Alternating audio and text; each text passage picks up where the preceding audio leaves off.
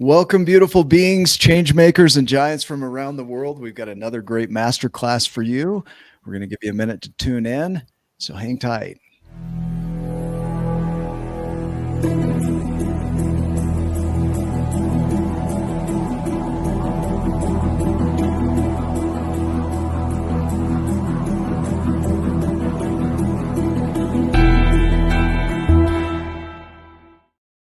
All right, welcome, beings.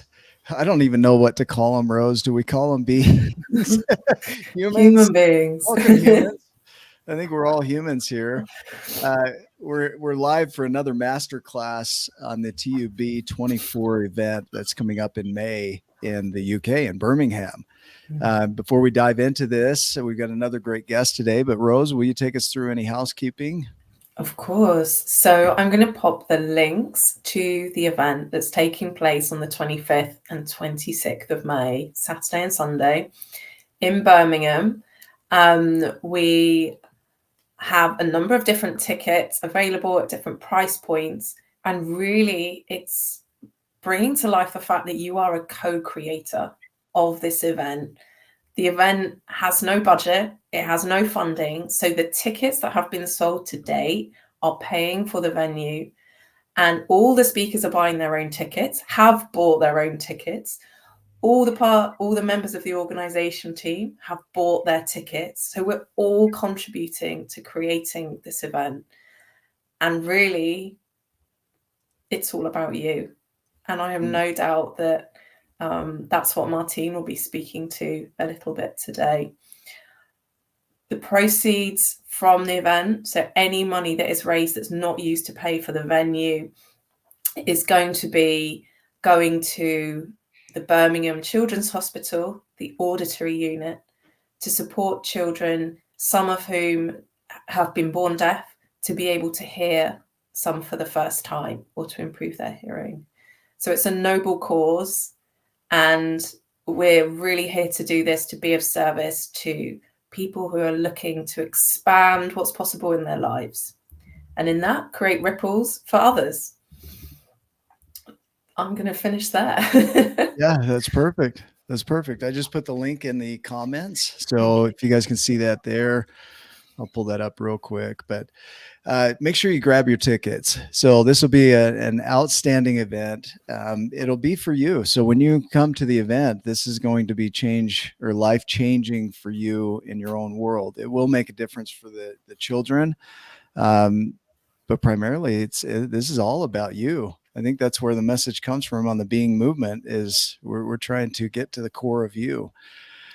We've got a lot of people joining us from all over the world. I'm going to go ahead and introduce our guest. Matt Evans is here. What's up? Hey, people. If you guys give permission to StreamYard, you can put your names in so we know who we're talking with. But otherwise, we're grateful to have you.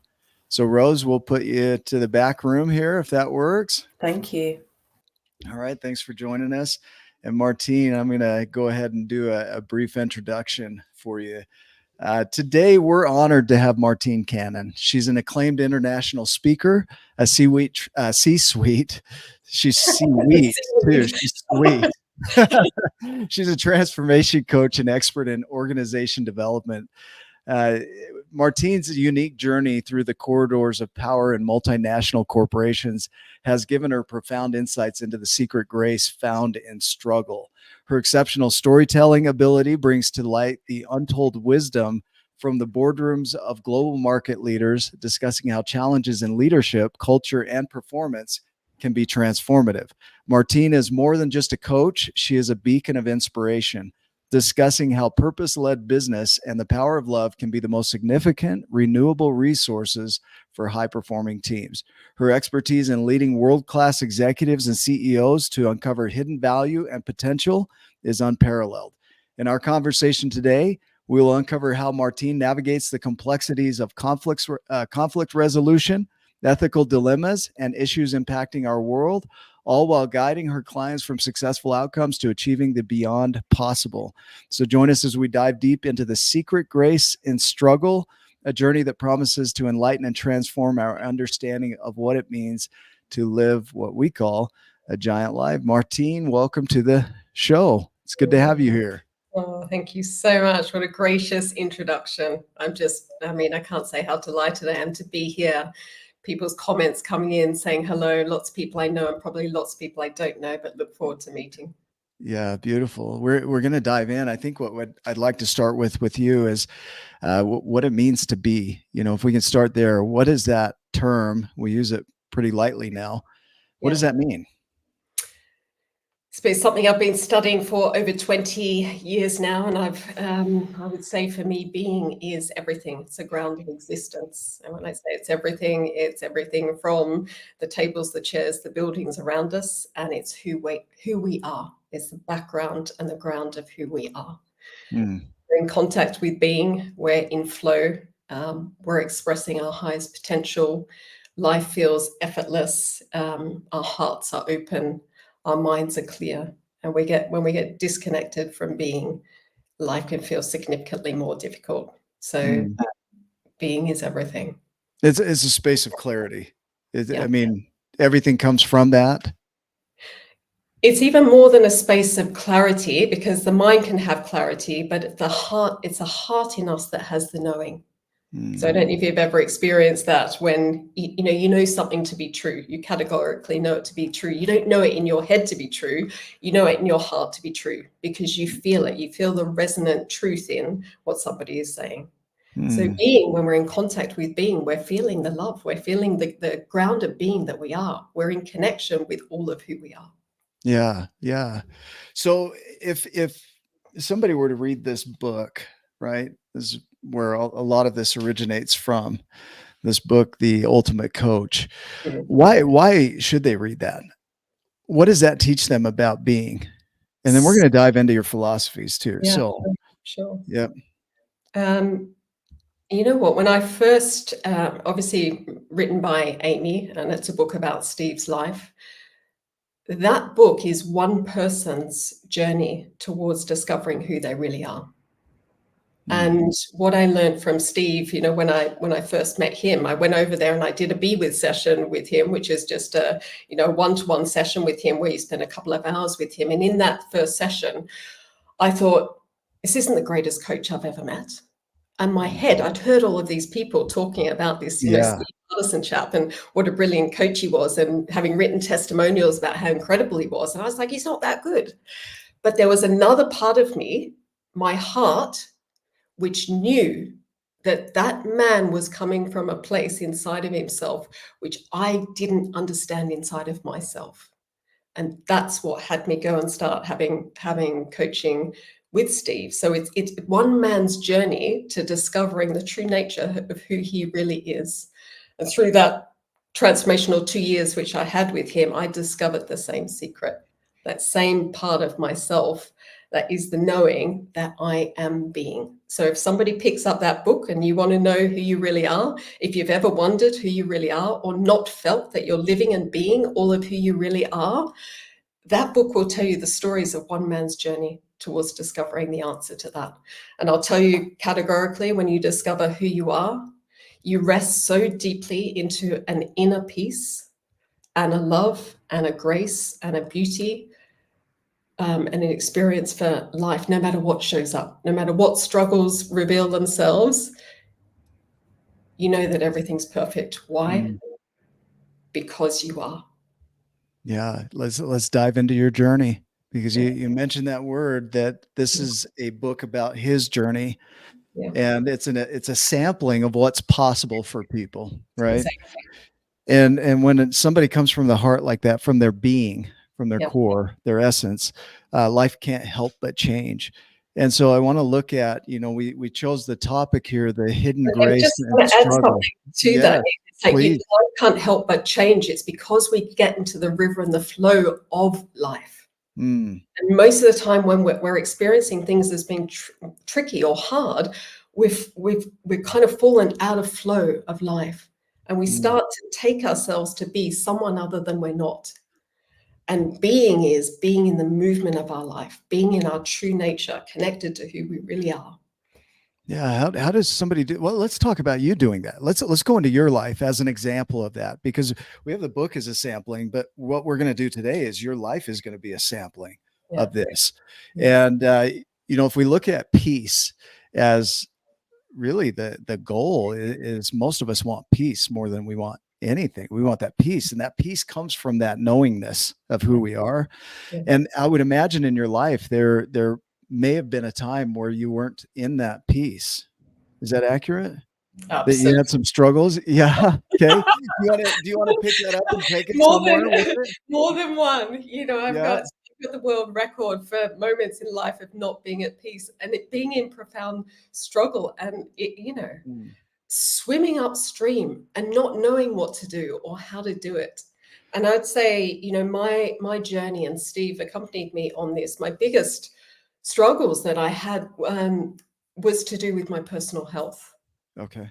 And that every other area of my life, I could experience, I was pretty successful. Good relationships, close network of friends, successful business.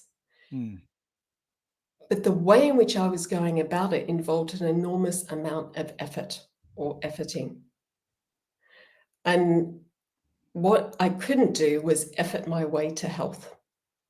When you have cancer and when you have spinal tumors and you have prolapse discs in your neck, the struggle is not going to get you there. So I'd say, I had a epiphany moment in the time when I was working with Steve, where I think we're working on every other area in my life, but the health thing eluded me. And I went and I had a back procedure done. It was quite a serious procedure, which I had done. And I got home after having had that procedure done. And I probably hadn't realized how hard it was going to be when I got home. I kind of assumed that I would be able to, in a couple of hours, get up, cook my daughter dinner, drop her at school the next day, go to work. And I found myself lying on the sofa, unable to move, literally. And it dawned on me that there was no will in the world, no battle, like no strength in me that could get me up and do what I needed to do. Yeah. And it was in that, efforting. Yeah, exactly. It was in that moment that I had the experience of being utterly helpless. And that's when I recognized my superpower is strength to push on and get through things. But in that moment, I couldn't do it. And there is something profound that happens when you can't make yourself do something. Yeah. Let's hang here for a minute, because there's some gold right here. The idea that we can work ourselves out of a situation, that we can effort ourselves into a solution. Yeah. And you talked about the flow, right? There's a surrendering to what is, there's a surrendering to the situation, there's a surrendering to not having the power, right? To be able to effort yourself out of it. I'm going to share an example real quick and I'll turn it back over. Angie Gard Barnett, who's a friend of ours, was on our show. She broke her leg skiing, and they did surgery and they messed up and it got infected and they had to amputate her leg. And 43 amputations or surgeries later, she will never get that leg back. She had to adjust and adapt to her life, and no amount of efforting would change that scenario. And so it brings me to this idea of this deep acceptance of what is, and maybe you can help me with this, of surrendering, right? To what is. Can you speak to that? I would say, yeah, absolutely. When I was on that sofa and I was experiencing the feelings of being utterly helpless, I received a call from somebody who was a recently new friend of mine. I'd moved to a new village. I didn't know very many people, but there was this one new friend from my daughter's school who knew that I was going in to have this back procedure done. And at that moment, when I was feeling utterly helpless to help myself, she said to me, she called and she said, I know you've just had this procedure done. Can I help you? Do you need me to drop any food off? Can I drop your daughter at school? What do you need? And I was so caught up with emotion and so upset the fact I couldn't do anything. I was utterly helpless. I heard myself saying to her, no, I'm fine. And then there was this instantaneous thing where I knew that the level of authenticity that I was having with myself in that moment was heartbreaking. Oh. So I felt the feeling then of being able to stay with the situation, being utterly helpless, and say to her, yeah, I need support. But it was in that moment, Nick, that I recognized that my story my whole life had been, I'm not supported. Mm. Yeah. And if you asked for help, that story couldn't exist, right? Exactly. Mm. But what it required was actually allowing myself to feel fully that the state of helplessness that I was in that moment, and to stay with it. And I think that's one of the hardest things for us as human beings, is actually to allow ourselves to stay in the feelings that are hardest for us to feel long enough for us to, like you said, fully surrender. That when we do fully surrender, we get back in contact with reality. Not the idea that life's not supporting me, not the idea that I'm helpless, I can't do anything. The reality hit me in the face, like, I don't think I'm supported. And this woman's physically on the other end of the phone, who I hardly know, Georgina Walsh, thank you, Yeah. and supporting me. And in that moment, I was like, I had this like veil lifted, and I was like, there is so much support around me in my life and in the world. Everyone's been knocking at my door with support, and I haven't been able to see it, let alone receive it. Mm. There's a secondary grace in this thing here, because I recognize that when I began to let people support me, it gave them the biggest gift that they'd always been wanting to give to me. Mm. The people that loved me most in my life had been trying to look after me Mm. for a long time. And I began to allow them to be able to do that. So I got a gift, they got a gift, and even more, I'll stop in a minute, but it's No, you're good. You're good. even more than that. I'm a coach. What's my job? To support people, Mm. to allow people to be in their struggles. I couldn't allow myself to be fully in my own struggle, fully in the helplessness that I was in that moment. So once I was able to do that and recognize the truth is, I can feel helpless and all of the support is actually there, and be in contact with that, I was able to be with my clients in a way that I could allow them to be in the depth of their helplessness and sit with them. Yeah. Sit with them long enough that they didn't need to muscle their way through it or around it, that we could stay there long enough that they could have the experience that, boom, the grace is there. When you think that you're at the end of the road and you give it space and you breathe space into it, miracles show up. Mm. And everyone finds their way from that point. But we can't do the doing. We have to allow the relaxing back deeply into the ground of being, into the ground of who we are. And then grace turns up and shows us the way. I could tell you countless stories myself. No, And I think we're going to hit on some of them today. yeah. The idea that's coming to mind here as you're sharing this is that you had a way of being that you thought was you. And that way of being that you were conditioned into, created, whether it was through your own doing or the doing of your society, culture, family, you Yeah. thought that was you. And Exactly. this struggle comes along and takes you out. So this Yeah. person who had a certain identity, a certain way of being in control over her world, and she could do anything and she's going to be back on her feet in 2 hours, discovers that that's not who she is really.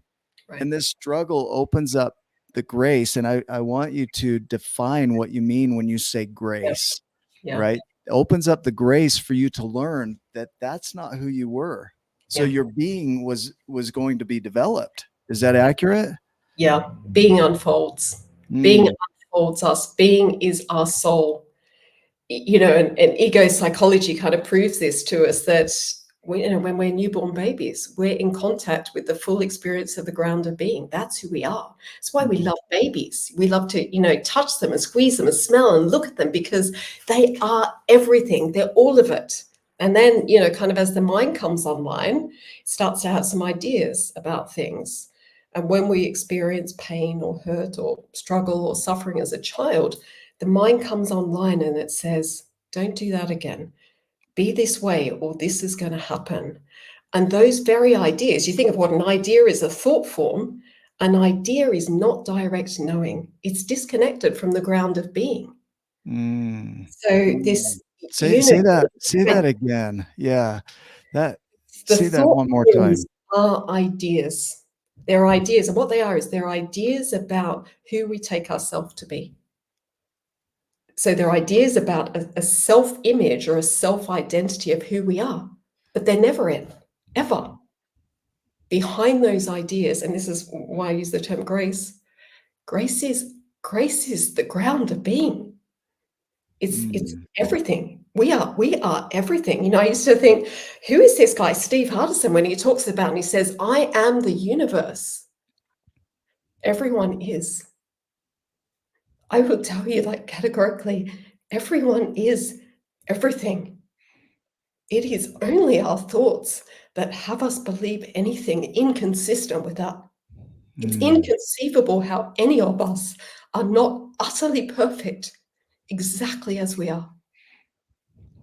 I'm bringing to mind Lisa Feldman Barrett's work on emotions. She says that we feel depression when we fail to live up to our own ideals. Yeah. We feel anxiety when we fail to live up to the ideals we think others have for us. And the construct in all of this that I'm hearing in your thread that you're weaving through this is that it's all made up. Every bit of who we think we are is an ideal.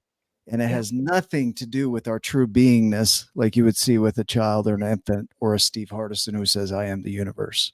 Yeah, absolutely, Nick.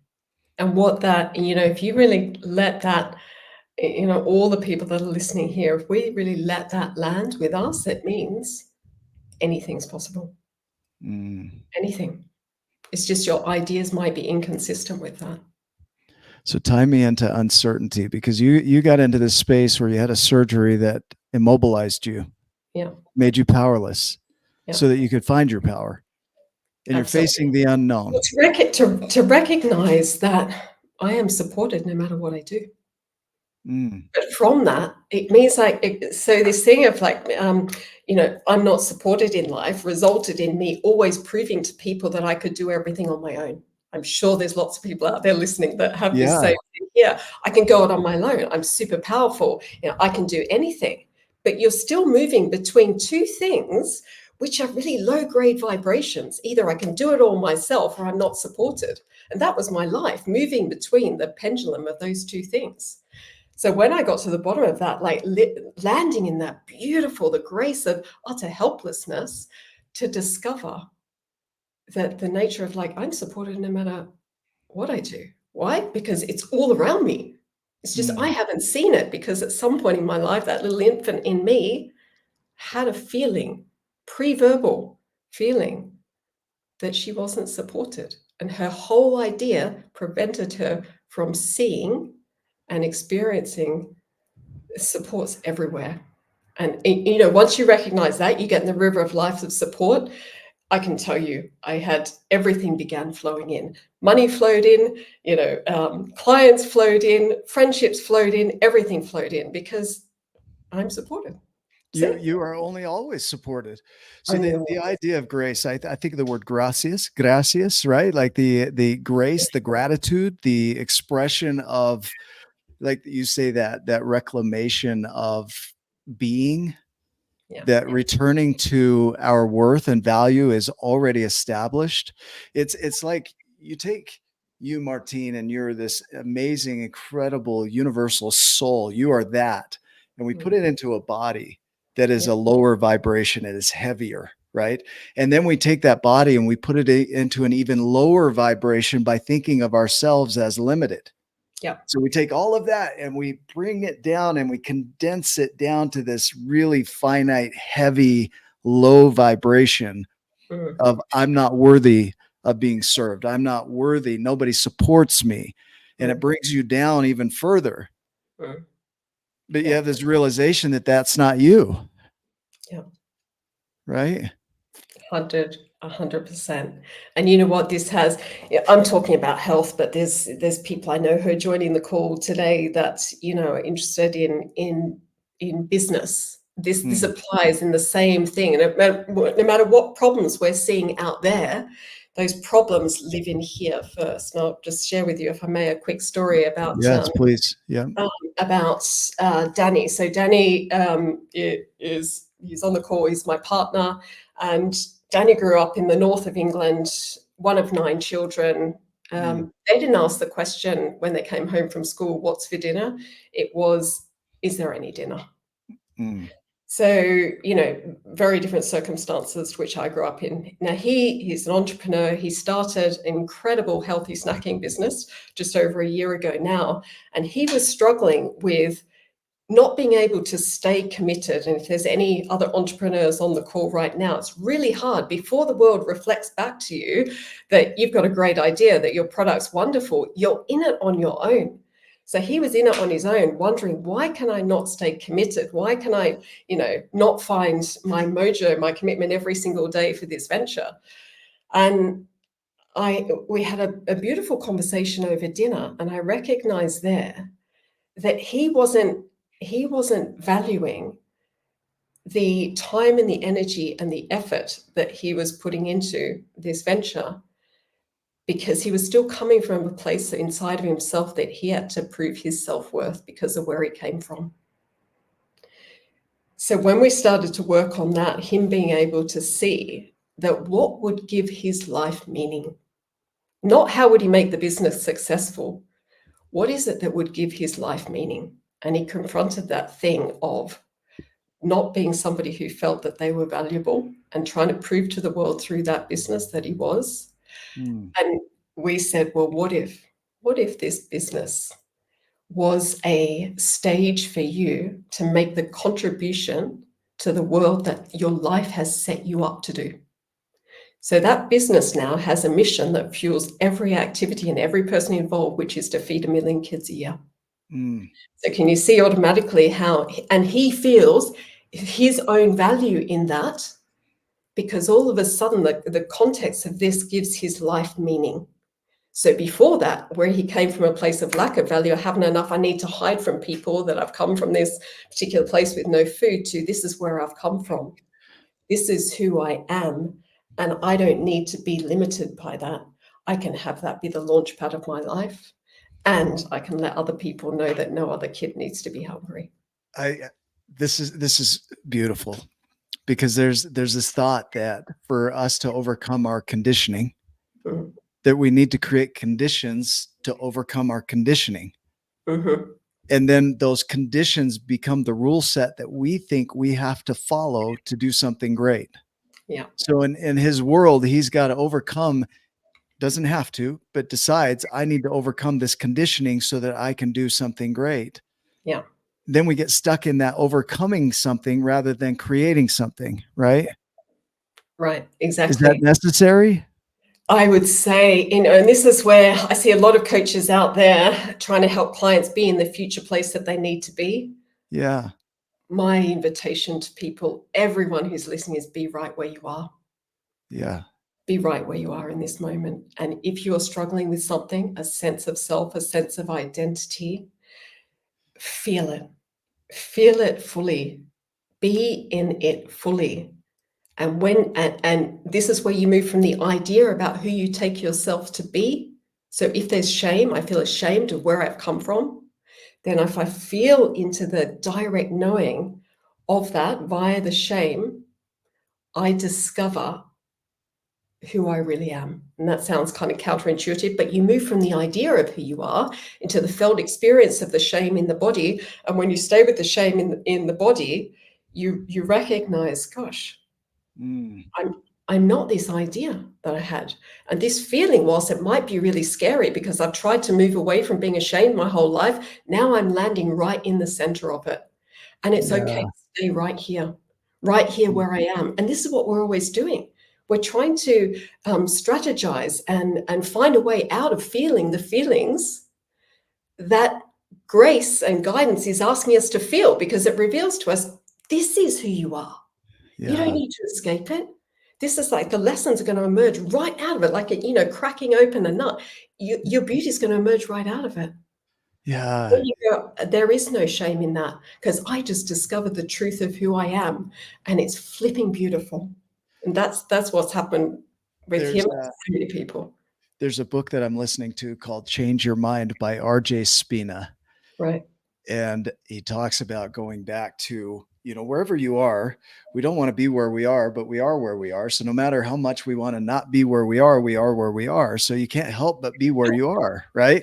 So we have to navigate. Well, if I'm uncomfortable in this upset that I'm feeling, then I have a chance to really explore, like, where does this come from? This being that I think I am. Like, you had a way of being that you thought you were. Why do I have that? And Yes. and the question again, why?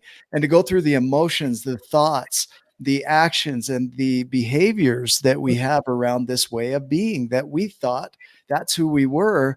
Yeah. But when, like you say, you really sit in the emotion of it, Yeah. all of that just strips away, and you notice you're none of that. You're not Right. any of those things, Right. right? Yeah. You're And something this beyond is it. why I really wanted to talk about this thing. This is the hidden Yeah. grace struggles. And I put out a post today on socials to say, our struggle is our PDP and our personal development plan for our soul. Your Mhm. struggles are so bespoke to you. It's every one of your struggles is your invitation back to the being that you are.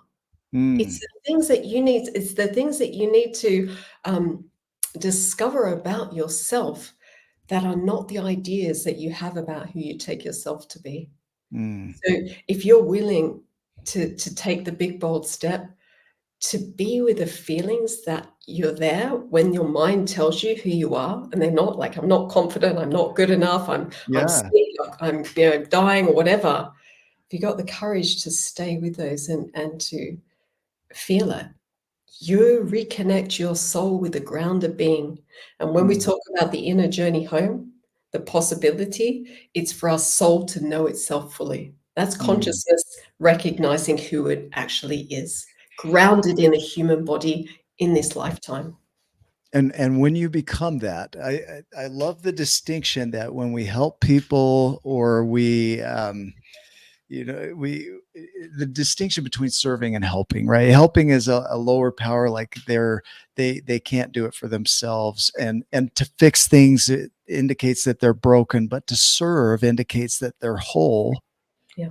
and that we can serve them where they are. And when you get into that beingness, when you really get to that soul level of who you are, and you come from that space, and I believe Yeah. you do that. I believe a lot of people on here, Steve Hardison does that. When you come from the soul and you serve people, you don't recognize them as needing help, and you don't recognize them as being broken. No. You see the light in every single human being, no matter Mm. who they're being in the world. You see it in them because you know who they are. They may not have accessed in themselves who they really are, but we can see it in people. And I'd say as teachers and as coaches, we have a really important role in that. Is when somebody gets in contact with the direct knowing of who they are, it's to help them trust that new emerging seed that is sprouting. Because I'm going to share with you another story. Yeah, of course. Of course. Yeah. Um, as I mentioned earlier, my journey's been one of learning through my karma around health. And in 2019, I was diagnosed with cervical cancer. It was during the time that I was working with Steve. And I don't know if we've got Daryl Scott on the call today, but I thank him for his beautiful guidance in this. But when I was diagnosed with cancer, the first thing I went to, another efforting move on my behalf, was I researched Yeah. everything I possibly could about cervical cancer. I even called a couple of girlfriends of mine who had gone through cancer and said, I want to know the warts and all facts and information about what's going to happen to me when I go through the chemo and the radiation, everything like that. And one of my girlfriends said to me, by far the very worst thing that you're going to experience is that your fingernails are going to rot, and the smell of that and the look of that is just, more than you'll be able to tolerate. And I kind of wanted all the facts and information so that I could be prepared to go through it. And then I met with Daryl, and I said to him, look, I know I can do this. And he said, Martine, I know you can do it as well. But the question is, how do you want to be as you go through this? And it was one of those beautiful moments. It was like, I hadn't even thought about that question, which is a being question. Who do I want to be as I'm going through cancer treatment? And I mean, again, like sometimes we're forced to really get out of our heads. And I was looking outside. It was a beautiful sunny day in July. And I saw the clouds in the sky. And my daughter and I, one of the things that we used to do when she was little was we would take the bean bags outside into the garden. And we would lie on the bean bags looking up at the sky together. And we would see what animals and things we could see in the sky. And something amazing about clouds is they're forever changing. And some days they're there and some days they're gone. So what I said to Daryl was, how do I want to go through this? Who do I want to be as I go through it? I want to be cloud-like. So the doctors that I saw became the cloud doctors. And for a long time, I stayed in the meditation and the contact with what is it? What is the being of being cloud-like? Several weeks later, when I went for the operation to have the tumor removed, it wasn't there. They could see the site of where the tumor was, but the tumor was gone. Holy cow. And I want to share with you what I think is really important for us as coaches to recognize the importance of shining a light on people's lessons that they get. The immediate thing that happened after that, and I'm sure everyone's the same when you have moments of like miraculous happen or brilliant things happen, is right after that doubt comes in. Yeah. The doubt is, well, did I really do it? Did I have anything to do with it? It's like the ground of being does everything. It creates health and the mind creates unhealth. But the important thing is like what I learned was that we need to reinforce for people to identify with the ground of being. So if you identify with the self that has the illness, etc., I am this person, I have cancer, I am, XYZ, we're identifying with an image, a self-created image. But if we know that the recipe for success over here is the ground of being, well, I better get in contact and recognize and identify with the ground of being.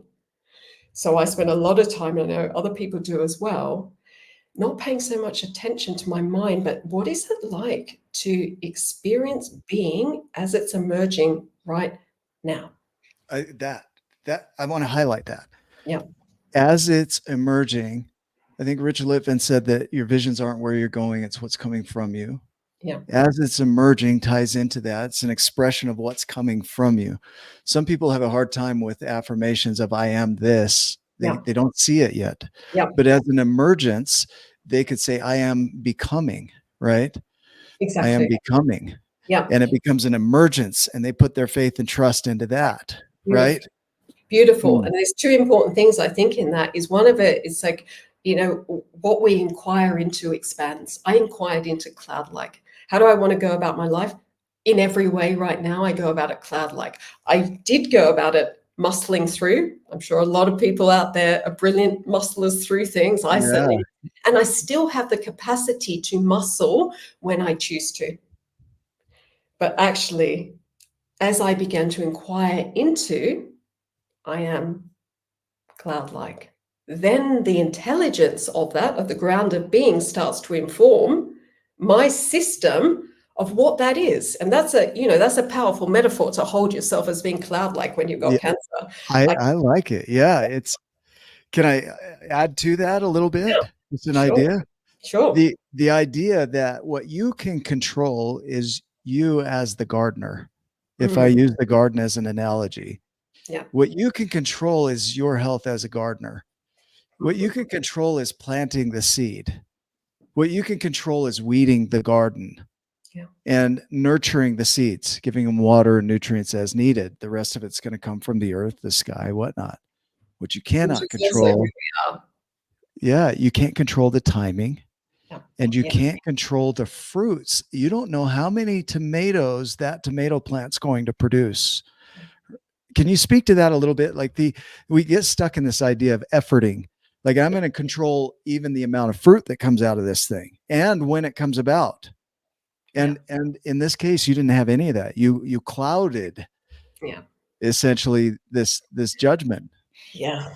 I mean, you asked me to describe grace. Grace works on its own time. And I think it's our job to be in awe and wonder. Like, set your true north. My intention is this.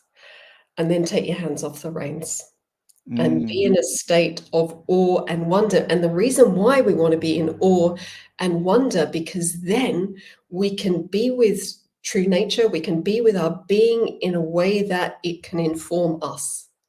It's like we can That's big right there. Yeah, right. Yep. And the important thing is, like, if you allow being to inform you, it actually tells you what you need in each and every moment. Oh, that's big. That's big because we think we need to inform it. And that's a lack of trust, though. That's the issue, the thing I spoke to before. It's like, if I don't trust being in the messages and the next right step that I'm being told inside of me that I need to take, if I don't trust that, we start to identify again with this kind of separate sense of self, who I take myself to be, and then I become the doer of all things again. In the background, there's this other voice, this vast intelligence that creates everything, that actually does everything. You like sync up with that. I've said, get your hands and your head on the ground to that. Like, be guided by that. Some people call it the unconscious. Some people call it the mystery, the universe, whatever it is. Be curious about that. Okay, so I heard a thought this week about trust is peace. Trust as peace, right? And trust, the word means a confident expectation that something's going to turn out, or you can count on something a certain way. And that trust brings peace. And that peace is what we're after. And that peace, here you are with news that for many people would define them. Yeah. And they would lose their peace over that news, that information. Yeah. And instead, when this man asks you, how would you like to be? You decide, this is how I would like to be inside of this, which created a trust and a cloud-like fashion and peace around it. You no longer had to figure this out. You no longer had to effort through this to find the solution. Am I hitting on something there? Yeah, absolutely. And I would say trust is, how am I going to express this? Trust is when your head and your heart sync up, because then you know truth. Like, we don't, when somebody says, I'll tell you what the truth is, we don't trust the words that they say. We trust the feeling that we get from inside of them. And when somebody trusts themselves, they're in their heart, or their head and their heart seem to be like synced up or congruent together. And that to me is trust, because no longer is the head running the show. The heart's running the show, and it's feeling the truth of what's unfolding right now. And the head then serves the heart. But it doesn't work the other way around. That's trust. Because if you ever like try and tell yourself to trust yourself, you don't. Like, trust this situation, trust this person. It's like, no, I need to feel trust.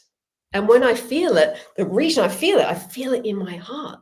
Trust and then isn't a construct. My head catches up and says, yes, that can be trusted. Why? Because I know it through direct experience. So when I know the moment, the absolute moment that things turned around, shifted with my health. It was before I went back and saw the surgeon who was going to perform the operation. I know now the exact moment where I went, I'm going to be okay. I knew it. I felt it. But my head was the source of doubt. It's like, don't be ridiculous. You're going in to have an operation in a few weeks' time on this. Only to have them confirm when I got there was no tumor. But I knew it, but I didn't trust and listen. So if there's, something I can leave with people out there today is trust yourself, trust the ground of being. If you feel it inside of you, feel it in your heart and your head's like doubting you, ask yourself, what's it like now to feel truth? What's it like to be in contact with the truth? What is the truth of nature right now? And let your heart be kind of doing its judgy thing, but know that you're into something. Can I share a quote by Einstein here? I think it ties in. He says, any fool can know. The point is to understand. Yeah. Yeah. Yeah. And isn't that, the head is a receptacle for thoughts and thinking, and knowledge is old. Knowing is live in the moment.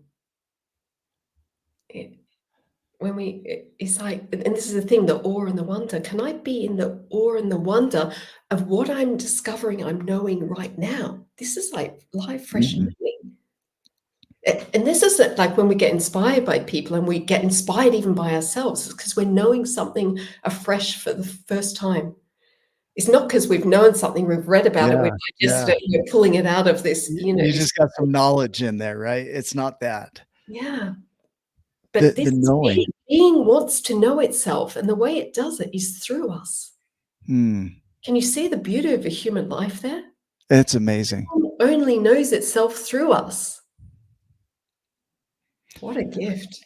I heard mentioned that when we know, we no longer have a need for faith or trust or belief, because when we know something, we don't need those. Those come from a fear of not knowing.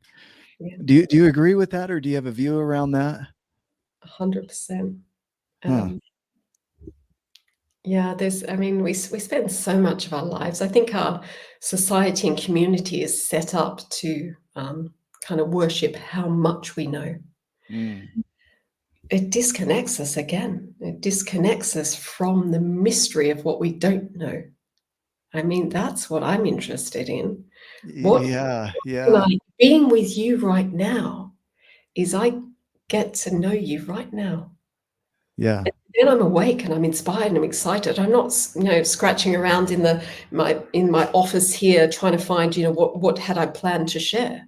It's like I'm knowing you, and this conversation is fresh and evolving. And we talked about it flowing like a river, and you are the river, and you are also the bank of this river. And this is the sampling of Martine, of you in your world, and this is just a fraction of what's there.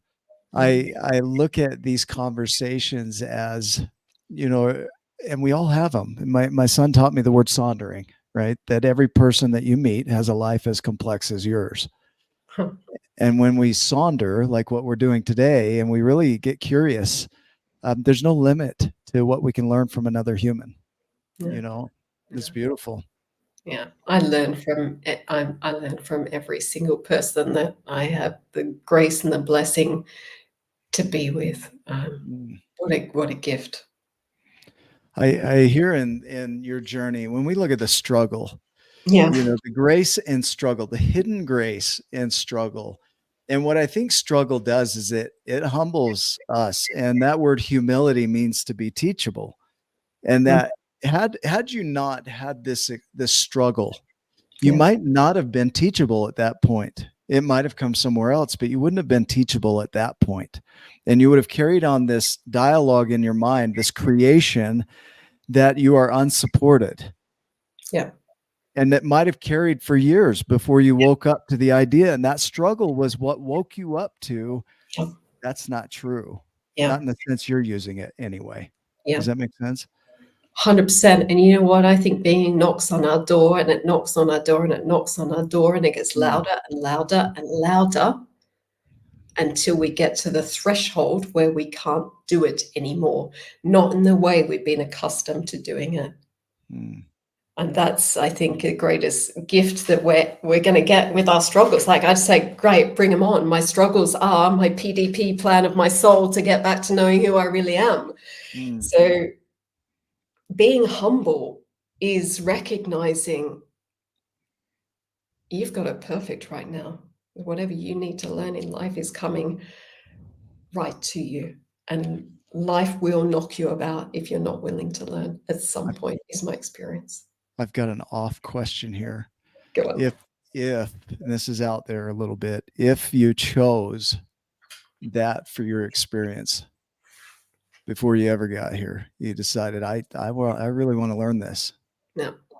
And maybe that's not your belief system. That's okay. But if, as a possibility, if you chose that, this is what I want to learn, then it will knock on your door until you learn it. Yeah. And here you had this experience that for many people would have been devastating news, that would have been the end in their world of them, right? Became the opportunity for learning and growth. Yeah. And instead of judging or justifying yourself for where you were, you chose to learn from it and grow from it, which to me sounds like the purpose you intended to create in this journey anyway. Is that accurate? It is. And I plumb deeply into life and who I am. And I've had an experience of knowing that my soul chose this journey, this particular one. I maybe had some ideas about how it was going to go, but along the way, I recognize I have no idea how it's going to go. But what I do have some choice in is staying present to the unfoldment of this soul's journey in this lifetime. And there's been moments where I've said, I don't want this. Why are other people fit and healthy and well? Why do I struggle so much with health, etc.? It's so hard. All of those things. Of course, I've had all of those things. I wouldn't at the symptom level choose to have all of those experiences. But every single soul's journey takes us to the same place, that we are everything. We're all going to the same place. There's no wrong journey. There's just the perfect one for you. And it's going to take you back to that you are love. You are grace. You are the universe. You are perfect in every way. How could you be otherwise? I mean, we're talking a big topic. Yeah, we're going big topic here. And and you know what? I just want to bring it back to say, it doesn't matter where or what your struggles are. They can be in business. I'm not earning enough money, or I can't get along with the other, executive committee member, or I'm not getting promoted. It's the same. It's your soul inviting you to be in your experience of your life right now, so that you can unwind the contracted parts of yourself that need to be reminded of who you are. And there's freedom, there's fun, there's financial abundance, there's abundance, there's like everything you ever want is all there. Yeah. And it's unique. It's a fingerprint. Nobody will have your experience, not the way you have it, right?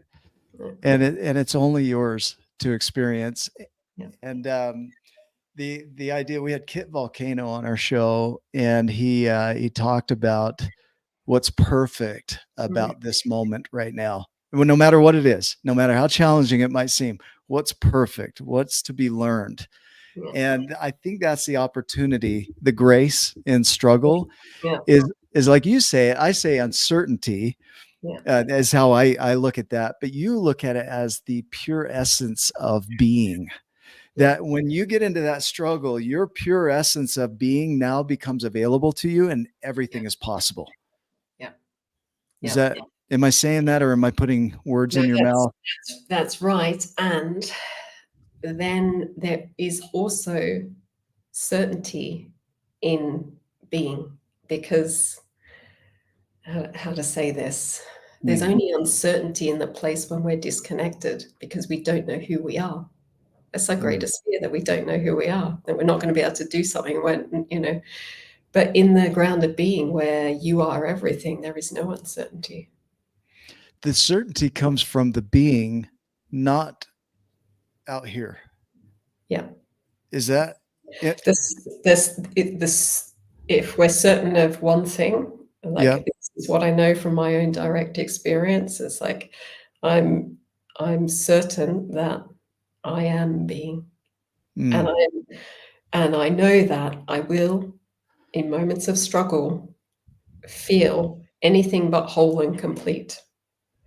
But that's now I no longer identify with that as being somehow not good enough, not perfect, not smart enough, not fast enough, not whatever enough. I don't believe it. But it's laughable because That's not you. That's not you. Those are sensations of the experience, exactly. And I right? will struggle with that. And there's my recipe back home. If I can be in the struggle that is in that moment, it will allow me to experience that, get back into direct knowing of who I am. And I want to say to people, we do, seeing some lovely comments. Yeah. We do need each other because we've identified, for myself, 48 years of age, we've identified for 48 years of age with a separate sense of self, an individual identity, a construct of thoughts and ideas. Like that's a lot of practice at identifying with something. Yeah. So when Yeah. you start to shift and go through your struggles and start to feel and experience a direct knowing of who you are, like, all of those things that we are, we need others to help us see that, yeah, we are all of that. And we did take ourselves to be that, but actually we are all of that. And sometimes you just need the person that's a little bit further on in your journey than what you are to reflect back to you, yeah, that is who you are. Not to say, no, you're not like that. You're definitely not that confident person. When you discover, Ashley, I'm the ground of all knowing, and I feel really confident. Yeah, but hang on, Yeah. you weren't confident last week. We need someone to go, that's right, that is who you are. And this is the purpose of, Steve, when he works with people with their statements, he will reflect back to people, as any good coach will. They will reflect back to you the knowing that they see who you are. You are that. You're not that. You are that. Mm. We need it. We need it. As human beings, we need to be. We need that reflection. Yeah. Yeah. You mentioned 48 years is 420,000 hours. They say it takes 10,000 roughly hours to be an expert at anything. And at 420,000 hours, you've mastered it. So who you think you are. And it doesn't matter when people wake up to whatever is or who they thought they were. It doesn't matter how many times you practice it. The mind, the brain, everything is designed to support you in whatever you repeatedly do. Right. And it doesn't matter where you start. The brain is designed for that. So whether they're 48 or 28 or 68, it doesn't matter. Right. Yeah. Yeah. Mm. Exactly. And we're not our mind. It's like we're not our thoughts. We're that. So echo what you're saying. It's like the practice is consistently reminding ourselves and identifying with who we really are. I am that. I am all of it. All of it. All of it. And I see you relaxing into it, as you sit back into this in your true essence. I have a question, and this is a question for you to ask a question. If there was one question you wish somebody would ask you, right? Maybe we didn't get to it in the show. You wish somebody would ask this in a podcast, or if they message you and said, hey, this, what would that question be? And what would your answer be?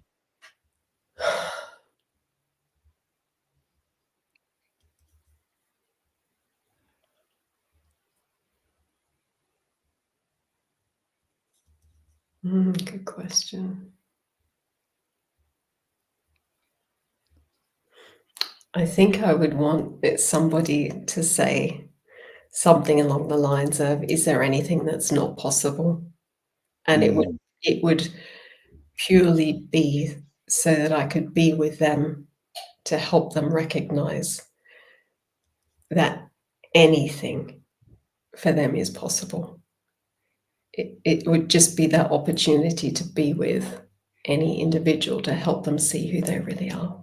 Because when you see it and you be it, life is beyond any imaginable beauty, freedom, joy, creativity. And what a job to be a coach. That's beautiful. reflect that back. Once they see that, there's no one popping the popcorn seed. No, exactly. Right. Try and get that genie back in the bottle. Yeah, not happening. I've loved this. I mean, we're at time here. I'm going to pull Rose back in for just a minute here. But I want to, I would love you to share with the person on the other side of the screen why you think they should attend UK. Is that okay to ask? Like, why should they attend that? That's to me, Nick. Yes. Yeah. I mean, you have an incredible lineup of speakers at that event who have invested themselves for a long period of time in knowing about the ground of being.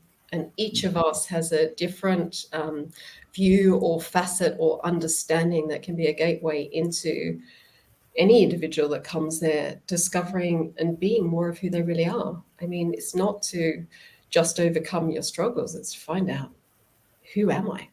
Who am I really? That's the possibility for anyone. And there's, we can offer somewhat of a methodology. It's not a complete methodology, but it's a way to get a handle on, if you're asking yourself, like, how do I begin? Like, this sounds great. I want to be with my struggles and have it be effortless and all the rest of it. It's a way to get a handle on this pot for yourself. And that's it. Once you get a handle on that pot and you start to discover what's possible for you in any area of your life, your leadership, your relationships, you will not put the pot down. You will not. That's why we're here. I think of Rumi. Yeah. The crack or the fracture is where the light comes in. And at this event, it's going to be one of those ways that you don't know which of these lights is going to shine into you, but one of these lights is going to get into you. It is going to change who you think you are forever. Yeah. Yeah. Exactly. And once that happens, you don't stop. I think that's it. When we kind of wake up to the possibility that we are, you can't stop. I can't anyway. So. Yeah. I love it. Rose, I know you're in the background listening in. I'd love to hear just some of your thoughts and reflections as we wrap up here. And are you okay? Is everybody okay for a few more minutes here? Yeah. Thumbs up. Yep. Okay. Yeah. Rose, if you don't mind, like what would you like to reflect about what you heard today? I think the one thing I just would love to share is how I've experienced Martine since getting to know her as she's been asked to come and speak at the event. And we had a beautiful one-to-one call, and it was just gorgeous. And she was in recovery from a recent surgery. And what I've sensed and what I've experienced from being with Martine is that she walks her talk, like in every single moment. And that's true of every single one of the speakers. And still, when Martine has seen or sensed there's been some like disconnect in a communication, she was the first person to get on the phone and call me and check in with like how I was and what was really going on, and asking gentle questions to see like where I was at in something that was being presented. And that really takes something. That's someone really special. And that's the kind of love and care that she brings, but that you get to sense in a conversation with her now through this masterclass, but also being in her presence and every other single one of the speakers' presence in the event. And it's that, I've mentioned this before, and I'll keep saying it, it's that intangible, palpable quality of when others are so settled and at ease in who they are, like how whatever's showing up for them, and just accepting it in that moment, all the thinking drops away and you just have full permission to drop into the same space. And that is magic. And that's what's available through these masterclasses, but also in the live events, be it Birmingham, be it in Arizona, be it wherever it is that you end up going. And that's priceless. You meet yourself in a way that you didn't realize you were there the whole time. So I really want to reflect that back. I've got that hugely here And I loved the final bit that you talked about around when you're feeling all the sensations, the emotions that can come up, and that you're just really honest and saying, no, yeah, and I can feel like I'm not whole and complete in that moment, and that is the pathway home. I think that for me just is just everything. It's everything, because that's in those moments where it's so easy to start identifying with thought and getting caught up. And the pathway home is what we love. Rose, what you're saying there is sometimes, we especially in the B movement, we want to be the best we can be, and sometimes that is a cover up for how we really are. Yeah. And it's like it's a chance in any moment when I'm feeling a bit off center to not fake it, to not fudge it, to get really real. And that's I honor you, having spent time with you, for the ability to get really real so that you could discover who you really were. Thank you. Yeah, thank you. Martine, any final words before we wrap up? No, it's just beautiful to see all the people online here. I'm so looking forward to meeting everyone that I possibly can. And it's been such a joy, Nick, to be with you and Rose. Thank you. Thank you. Thank you. Everything that came out of your mouth was new to me. I didn't know anything about you coming into this. Yeah. So I got to learn about you, and I love who you are as a human. Like, thank you so much for sharing what you did today. It gives us permission, not that we need permission. We already have permission. We came with permission. Yeah, the day we popped out. Yeah. So letting that go of we don't need permission but you gave it. You demonstrated it. You shared what we're all seeking, which is that peace, which is getting back to who we were before the world got a hold of us, right? Yeah. And that's what I hope people can see in what we're trying to create here. We're not trying to just sell you another program here. We're really trying to help you see who you are as a human, your potential, your power. Yeah. And if you can see that, you'll see what we're doing, and you'll get behind this. Because this event is going to happen. I bought my plane ticket already. It's already there. I'm coming to the UK. So it's like, this already is. And so for you that are watching, if you're on the fence around this and you haven't bought your ticket, buy your ticket. Let that be the start point. Yeah. Let that be the spark. And then from there, really dive into doing the next step. And trust the magic of this universe. I promise you, you are supported. That the moment you step into that commitment to the thing that you are creating, watch the magic happen. Yeah. It'll blow your mind. Be a cloud. I'm committed to, I'll be there, obviously, speaking at the event. I'm committed to give time to any single person at that event.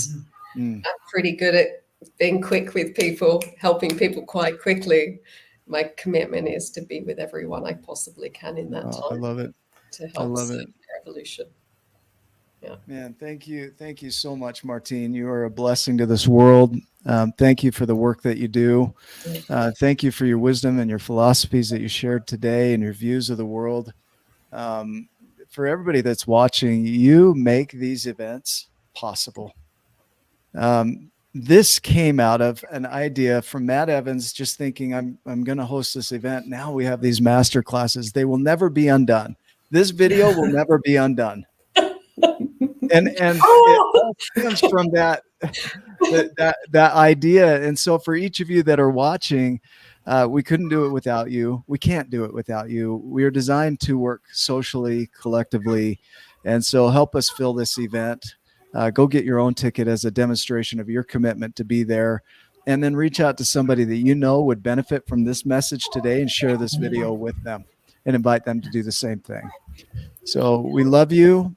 We appreciate you. We will see you in the next masterclass. And of course, we will see you in Birmingham in May of 2024. So go make it a giant day. We'll see you in the next video. Thank you.